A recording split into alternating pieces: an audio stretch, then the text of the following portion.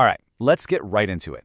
Today, we are tackling a seriously high-stakes area of your A-level business spec, ethics in human resources. And listen, we aren't just talking about being nice to your employees here.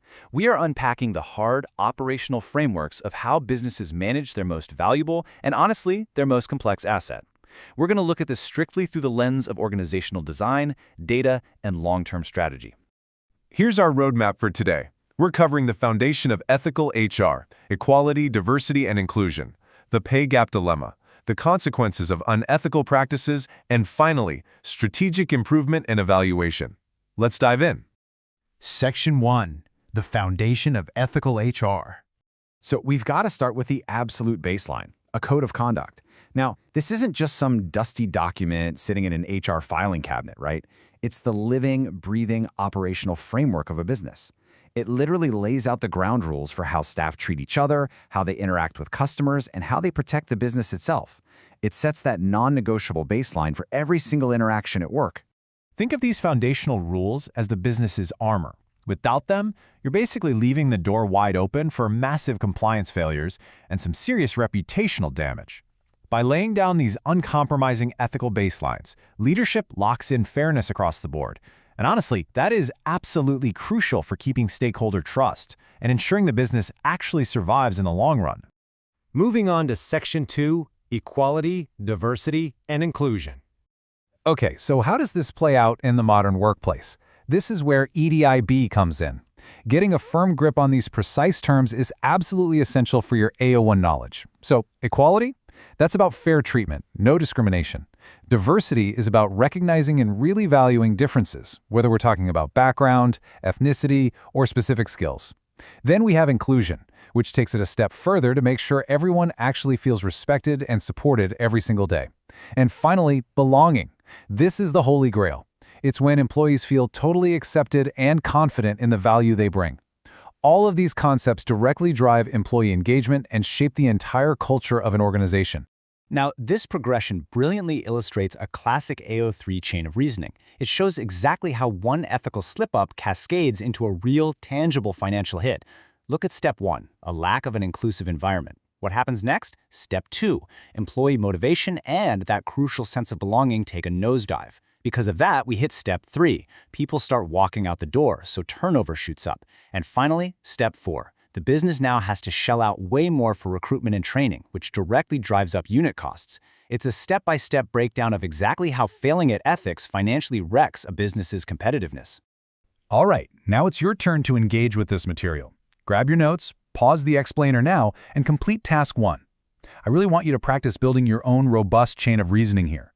Map out exactly how poor inclusivity directly hits the bottom line. Next up, Section 3, the pay gap dilemma.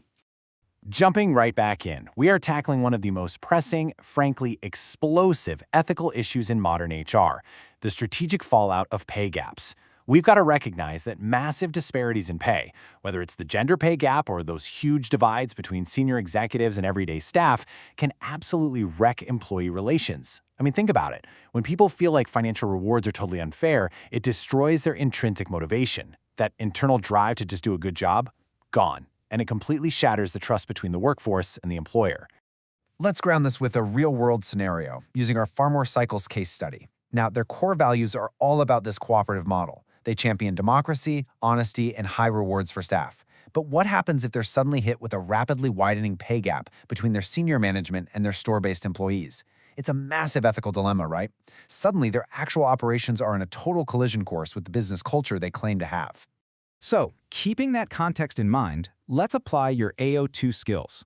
Pause the explainer now and complete Task 2. I want you to propose a strategic response for Farmore Cycles. Make sure whatever strategy you suggest actually aligns with their democratic culture while effectively fixing that widening pay gap. All right, Section 4, Consequences of Unethical Practices. So, what actually happens when these ethical frameworks fall apart? Just imagine looking at an HR dashboard that paints a devastating reality. A 45% employee turnover?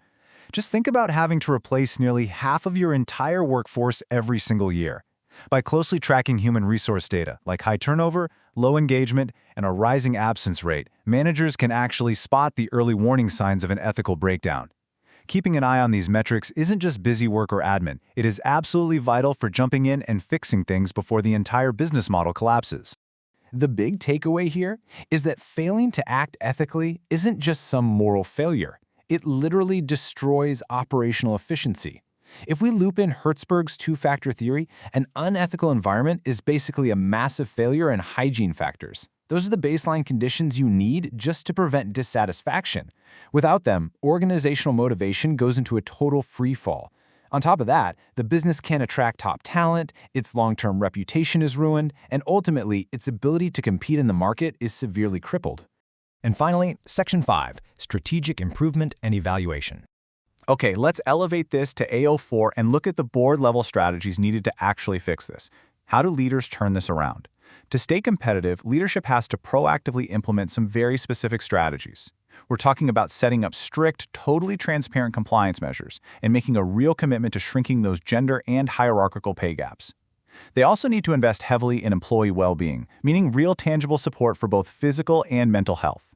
And crucially, they have to foster genuine employee empowerment, give workers a real voice in decision-making.